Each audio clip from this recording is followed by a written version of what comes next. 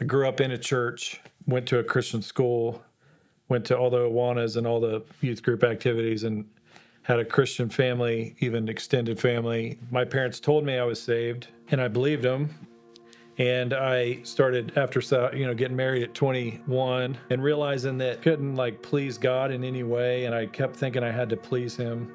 So I started really hating myself for the type of person I was and who I was in secret, things that I did in secret. So I started getting in this dark place where I truly hated who I was because I wasn't proud of myself, wasn't proud of the things I was doing. I had an addiction to pornography that was introduced to me by my actual family, and it stuck with me after marriage. I thought it'd go away. And so up to the point of 27, I had a very distorted view of God. In fact, got to just the bottom, true hatred for myself, depression, dark cloud of guilt and shame hang over my head. I got to the bottom and I was I have to figure this out, and I have to find what the gospel's all about and how, if there is a God that actually loves me. And so I started searching and I started reading through the New Testament. It was actually the weekend that my daughter was born, so it's been almost right at 17 years ago.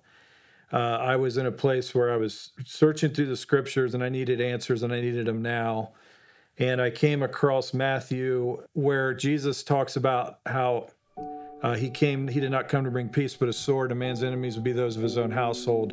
Who finds his life will lose it, and he who loses his life for my sake will find it. I remember specifically a Thursday night when my wife was in the hospital, trying to understand what these verses meant. They were troubling me because I'm really close with my extended family. And I came to church, and he actually said that he had planned to preach on such and such, but on a Thursday, God led him to move, and he moved, and he preached from the very verses that I had been stuck on. And I was in the front row. My wife was in the hospital, so I was by myself. I shouldn't have even been there. I sat there in the front row, and I just talk about having a tabernacle. It was me. There was no one else in this room, and he was speaking to me. And he explained to me a Jesus that actually loved me unconditionally. This love that he had for me that was not based on who I was or what I did, and that I had been trying to earn his favor, and the reality was I couldn't, and my world was rocked. I went home.